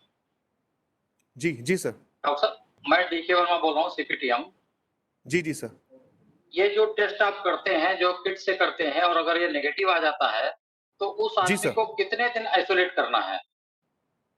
सर जनरली 14 दिन का जो सिम्टम पीरियड होता है, जो इंक्यूबेशन पीरियड होता है, 14 दिन में सर आपके सिम्टम कभी भी आ सकते हैं, 5वें दिन, 6वें दिन, 7वें दिन। तो जनरली सर 14 दिन तो उसको करना ही करना है। और ऐसा नहीं सर कि 14 दिन के बाद भी सर वो इन्फेक्शन खत्म हो सकता है, लेकिन सर जनरली 14 दिन में वो इन्फेक्शन बहुत कम लेवल तक पहुंच जाता है कि किसी दूसरे को इन्फेक्ट कर सके। इसलिए सर 14 दिन बहुत जरूरी है किसी भी सर्दी जुकाम वाले पेशेंट को क्वारंटाइन करने के लिए। नहीं, जैसे मैं बताऊं कि अभी हमारे साथ केस क्या हुआ कि हमारा प्यून था, he came to my house in the morning कि साहब मेरा जो ये जो व्हाट्सएप पे ये मोबाइल पे जो ऐप है ये हमको ऑरेंज बता रहा है और जी, मेरे जी को सर। 4 दिन पहले हल्का सा फीवर भी था, तो मैंने उसको बोला जाकर के टेस्ट करा लो। ही जी gone sir. For the test, he said कि हाँ टेस्ट मेरा नेगेटिव आ गया। जी सर। और फिर भी मैंने उसको 4 दिन और हमने बोला नहीं तुम अभी ऑफिस नहीं आओगे क्योंकि 4 दिन पहले तुमको बुखार आया था, एटलीस्ट 8 दिन तुम घर पे रहो। सर और जिस वो दिन 8 उसका दिन घर पे रहा, उसके बाद वो ऑफिस आया और अगले दिन उसकी रिपोर्ट बोलता है कि हमको केजीएमसी लखनऊ कंट्रोल रूम से फोन आया कि मेरा पॉजिटिव टेस्ट आ गया है। जी, तो जी ऐसे में सर। क्या करना चाहिए? एक्चुअली सर वही मैंने बताया कि जिस दिन उसका पहला सिम्टम स्टार्ट होता है, जैसे बुखार या कुछ भी ऐसा स्टार्ट हो या वो किसी के कांटेक्ट में आया है सर, तो उस दिन से लेके 14 दिन तक पूरा सर उसको क्वारंटाइन में ही रहना है। बीच में अगर इन्वेस्टिगेशन नेगेटिव भी आ जाती है तो भी सर क्या कहते हैं, कभी कभी ऐसा होता है कि वायरस का लोड उतना ज्यादा नहीं होता तो एंटीजन टेस्ट नेगेटिव आ जाता है। लेकिन सर आरटीपीसीआर उसका बाद में हुआ, वो पॉजिटिव आया, क्योंकि आरटीपीसीआर ज्यादा सेंसिटिव है सर। लेकिन हमें उसको जिस दिन पहला सिम्टम वो बता रहा है उससे लेके 14 दिन तक हमें उसको सर रखना ही रखना है सर क्वारंटाइन पे।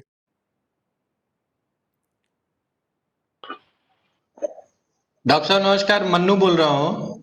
जी जी नमस्कार सर।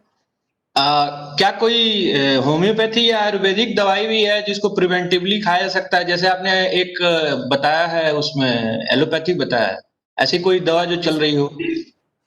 सर एक्चुअली ऐसा स्टडी में तो ऐसा अभी तक कुछ भी नहीं आया कि ऐसी कोई दवा कारगर है। और जनरली जो जो कारगर दवाएं हैं सर वो आईसीएमआर की गाइडलाइन में आ चुकी हैं, उसमें एससीक्यूएस है सर। उसके बाद अभी रिसेंटली इवरमेक्टिन है सर। ये सब दवाएं हैं जिनको आईसीएमआर ने डिसाइड किया है कि ये इन्फेक्शन को कंट्रोल कर सकती है। इनके स्टडीज जो हैं वो प्रूव करती हैं कि ये दवाएं अगर हम लेते हैं तो हम बहुत हद तक इस इन्फेक्शन को कंट्रोल कर सकते हैं, जिसमें इवरमेक्टिन नंबर 1 पे है सर, जिसको हमें कॉन्टेक्ट पर्सन को या फिर प्रोफिलैक्सिस के लिए लेना ही लेना है सर। और इसके साइड इफेक्ट भी बहुत कम है सर, बहुत ज्यादा इसके साइड इफेक्ट नहीं है, इसको हम ले सकते हैं सर। क्या कैसे लेना है? अगर मान लीजिए कि मेरा प्यून ही पॉजिटिव निकला जी सर। और मेरे को कोई सिम्टम नहीं है, लेकिन सर मेरा प्यून मेरे ऑफिस आ रहा था, जी तो सर। इवरमेक्टिन मैं कैसे ले सकता हूँ? सर आपको पहले दिन जैसे आज आपने लिया, फिर उसके 7वें दिन सर, फिर उसके 30th डे सर, आपको 3 टैबलेट लेनी है सर कॉन्टेक्ट्स को। डोज मतलब तीन कितने एमजी वाली टेबलेट? सर 12 mg की इवरमेक्टिन आपको सर एक आज लेनी है, फिर 12 mg की इवरमेक्टिन सर एक 7वें दिन लेनी है, और फिर 12 mg की इवरमेक्टिन सर एक गोली आपको फिर 30वें दिन लेनी है। आपको टोटल 3 टैबलेट्स खानी है sir, first day, 7 day, 30th day sir. मतलब सिम्टम नहीं है तब भी? जी सर, कॉन्टेक्ट अगर आप कॉन्टेक्ट में हैं सर तो फिर ये डोज आपको लेना है सर। अगर सिम्टम है सर, पॉजिटिव आ गया कोई, तो फिर उसको 3 दिन कॉन्टिन्यूअस लेना होता है सर, जो पॉजिटिव होते हैं सर। और प्रोफिलैक्सिस अगर आप लेना चाहते हैं कि पर्टिकुलर किसी एरिया से आप लौट के आए, बाहर से कहीं आए हैं, तो आपको लगता है कि मेरे को हो सकता है सर, तो प्रोफिलैक्सिस के लिए सर आपको फर्स्ट डे और 7 डे आपको इवरमेक्टिन लेनी है सर।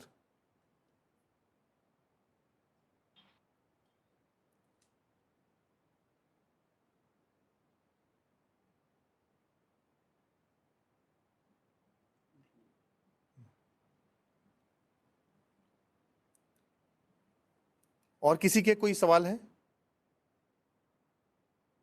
डॉक्टर साहब एक चीज मैं पूछना चाह रहा था, अनिल द्विवेदी बोल रहा हूँ सिंथिडिजल। जी जी जी सर बताएं। हेलो। हाँ जी सर मेरा ये बताइए सर। पूछना था कि जैसे आपने एक बताया था कि टॉयलेट जाएं तो भी ध्यान रखें, पैर दूर रखें ऐसे इन्फेक्टेड जगह से, तो हम लोग तो अभी जी तक ये सोच रहे थे कि खाली नाक और मुंह को सेव कर लें तो हमें कोरोना नहीं होगा। तो ये हाथ वगैरह तो हमारे जैसे हम सोचते हैं कि फुल शर्ट पहने हैं, पैंट पहने हुए हैं तो कुछ होगा नहीं, और बाद में घर जी जाके सर। नहा लेते हैं, तो जी उतना सर। करना सेफ नहीं है?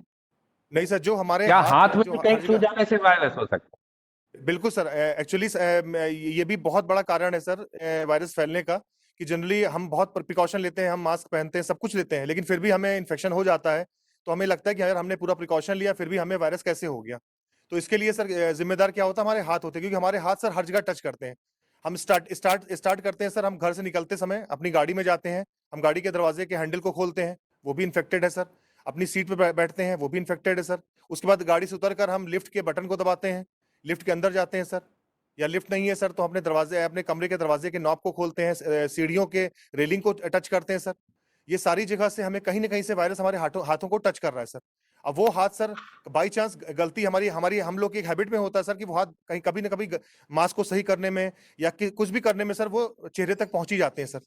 तो ये सर बड़ा कॉमन रीजन है सर वायरस को क्या कहते हैं अंदर प्रवेश करने का। तो इसीलिए सर हमें रेगुलर एक सैनिटाइजर अपने हाथ में रखना चाहिए। ये जितने भी हाई कांटेक्ट सर्फेसेज हैं, चाहे वो गाड़ी के दरवाजे के वो हैंडल हो या रेलिंग हो या कोई भी फाइल हम टच कर रहे हैं या कोई हम कॉन्फ्रेंस रूम में गए वहां की हमने टेबल को टच किया है या बाथरूम में हमने वहां के नल को टच किया है, तो वहां से आने के बाद तुरंत अपने हाथ को पहले हम सैनिटाइज करें या बाथरूम में या अपने कमरे में साबुन से, अगर सैनिटाइजर नहीं है तो साबुन से रेगुलर अपने हाथ को थोड़ी थोड़ी देर पे धुलते रहे किसी भी चीज को टच करने के बाद। और हम दिन भर अगर अपने हाथ को सर नहीं धुल रहे हैं या हाथ को सैनिटाइज नहीं कर रहे हैं और हमें लग रहा है कि हम मास्क पहन कर रखे हैं और हम सोशल डिस्टेंसिंग बना रहे हैं, तो भी सर हमारे हाथ में पूरे ढेर सारे इन्फेक्शन सर घुस चुके हैं और उस हाथ के जरिए मोबाइल फोन में भी जा चुके हैं और चीजों में जा चुके हैं, हमारे लैपटॉप में जा चुके हैं, तो उनको तो हम यूज रेगुलर कर रहे हैं सर। तो उनकी भी सफाई जरूरी है, साथ साथ जो हमारे आसपास की चीजें हैं उनकी भी सफाई जरूरी है हर दिन सर। ऐसा नहीं कि हमने आज सफाई कर दिया हमने कल नहीं, हमें रोज उन चीजों को भी साफ करना है जो हमारे ऑफिस में यूज करते हैं रेगुलर, और अपने हाथों का तो रेगुलर हमें सफाई जरूरी है सर। ठीक है, थैंक यू डॉक्टर साहब। जी जी सर। डॉक्टर साहब एक क्वेश्चन हमारा है, नीरज यादव बोल रहा हूँ। अब जी जी सर। पूरे महीने इंस्पेक्शन पे निकलते ही हैं जी हर वीक और 15 दिन पे, तो थ्रू आउट द जी। मंथ सेक्शन में मूवमेंट रहता है, ऑफिसर और स्टाफ से इंटरेक्शन रहता है। जी जी तो उसमें क्या हमारी अप्रोच होनी चाहिए पूरे मंथ के लिए? जैसे आपने एक वीक के लिए कहा कि फर्स्ट डे आप टैबलेट ले लीजिए, 7th डे ले लीजिए। अब नहीं सर, वो तो पूरे मंथ रहता है मूवमेंट, तो क्या लेना चाहिए प्लान? सर टैबलेट तो आपने ले लिया ठीक है सर, लेकिन सर हमें जो जो नॉर्मल इसके प्रिकॉशंस हैं वो तो सर हमें हमेशा फॉलो करने ही पड़ेंगे सर। हम कहीं भी जाएंगे वो प्रिकॉशन हमें हर हालत में फॉलो करने हैं। इंस्टेड हमने टैबलेट खा ली फिर भी हम जैसे रोज अपनी दुकान में जा रहे हैं, रोज हम इंस्पेक्शन पे जा रहे हैं या फिर रोज अपने ऑफिस जा रहे हैं, वही सेम प्रिकॉशन हमें हर जगह फॉलो करने का। हमें मास्क लगा के रखना है सर, और उसके अलावा हमें दस्ताने पहन के रखने हैं, या दस्ताने नहीं है तो सैनिटाइजेशन हमारी जेब में होना चाहिए। हमें रेगुलर जैसे ट्रेन के जरिए हम जा रहे हैं या अपनी व्हीकल के जरिए जा रहे हैं, वहां पर पहुंच के वहां पे हम सोशल जो भी लोगों से हम मिल रहे हैं वहां पे एक सोशल डिस्टेंसिंग बहुत जरूरी है सर, वो बना के हमें रखना है सर। अपने हाथों को रेगुलर सैनिटाइज करते रहना रास्ते भर और वहाँ पूरे इंस्पेक्शन के दौरान सर। और वहां से आने के बाद सर हमें अपने जूतों को बाहर उतार देना है। उसके अलावा अपने हाथ मुंह को धुलना है, कपड़े बाहर ही उतार देने हैं, और उसके बाद ही घर के अंदर जाना है। तो वो प्रिकॉशन तो सर हमें ऑलरेडी सब जगह लेने हैं सर। कहीं भी हम जाएंगे, अगर हम एक बार जा रहे हैं या रोज रोज जा रहे हैं, वो सारे प्रिकॉशन सर हमें लेने ही लेने हैं सर। अगर हमें, क्योंकि कोरोना वायरस सर हमें आज नहीं हुआ तो कल हमें किसी के जरिए हो जाएगा, परसों हमें किसी के जरिए हो जाएगा, उसका खतरा सर हमें हर दिन है। तो हमें हर दिन वो सारे प्रिकॉशन लेने हैं जो मैंने सर अभी बताए हैं। करेक्ट। तो प्रिवेंटिव मेडिसिन वो फर्स्ट डे मंथ में 2 बार ले लें या क्या करें? नहीं सर, नहीं सर, प्रिवेंटिव सर आपने फर्स्ट डे लिया उसके बाद 7 डे सर, ओके। 2 टैबलेट आपको लेनी है सर।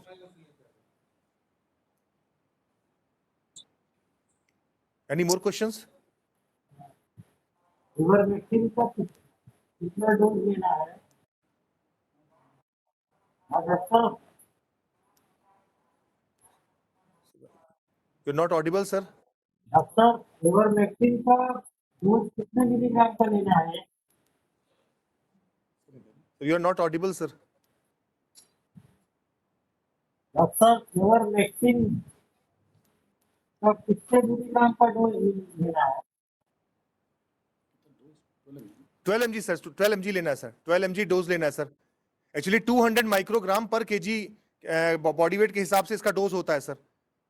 अगर किसी बच्चे को देना है एक आज ले लें और एक हफ्ते बाद। जी सर, जो प्रोफिलैक्सिस के लिए लेना है सर वो पहले और 7वें दिन लेना है, और अगर किसी पॉजिटिव के कांटेक्ट में आते हैं सर तो पहले 7वें और 30वें दिन लेना है सर। अच्छा ठीक है। बच्चों के लिए सर, छोटे बच्चों के लिए? सर बच्चों को 200 माइक्रोग्राम, 4 साल के नीचे बच्चों को नहीं देना सर, प्रेग्नेंट लेडीज को नहीं देना है। बाकी आप किसी को दे सकते हैं, 4 साल के ऊपर बच्चों को आप बिल्कुल दे सकते हैं, और 200 माइक्रोग्राम पर केजी बॉडी वेट के हिसाब से देना है सर। जितना वेट हो उससे मल्टीप्लाई कर देंगे, जो मिले एमजी आता सर वो दे देंगे आप, 200 microgram sir. Thank you sir, thank you sir.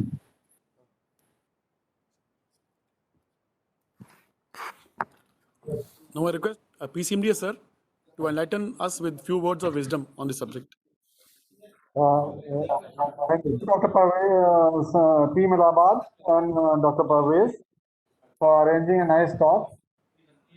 Corona virus एक अभी भी इवॉल्विंग सिचुएशन है, और हमको बचाव के लिए जो प्रमुख बिंदु हैं वो खुद से अपने सोशल डिस्टेंसिंग को मेंटेन करना, मास्क और फेस शील्ड का इस्तेमाल करना, अपने हाथों को धोना और अनावश्यक रूप से कभी बाजार या घूमने नहीं निकलना। अगर हम इन प्रिकॉशंस को लेते रहेंगे then I don't have any doubt कि हम अपने लोगों को बचा सकें, अपने को और अपने परिवार को बचा सकेंगे। और क्योंकि ये नई बीमारी है और इसके लक्षण केवल बुखार या खांसी तक सीमित नहीं होते, क्योंकि इसमें ब्लड के थक्के जम जाना शरीर के नसों में और लंग और विभिन्न ऑर्गन्स में का डैमेज हो जाना और सांस की प्रॉब्लम जैसे एक्यूट रेस्पिरेटरी डिस्ट्रेस, तो ये सब मौत के कारण हो सकते हैं। तो बचाव ही इसका एक सबसे बड़ा उपचार है और उसके अलावा और कोई उपचार अभी वर्तमान में हम प्रयत्न ही कर सकते हैं। तो मैं सबसे ही अनुरोध करूंगा, आप अपने परिवार वालों को भी मेरे माध्यम से अनुरोध करिए कि कृपया अनावश्यक रूप से मार्केट या दुकानों पे मत जाएं। हर चीज आजकल ऑनलाइन उपलब्ध है, जहां तक हो सके ऑनलाइन ऑर्डर दें और अपने हाथों की सफाई, सोशल डिस्टेंसिंग और मास्क अवश्य पहने, कृपया please. Okay, thank you so much. Thank you one and all for sparing their valuable time and for being with us in this webinar. Take care and thanks.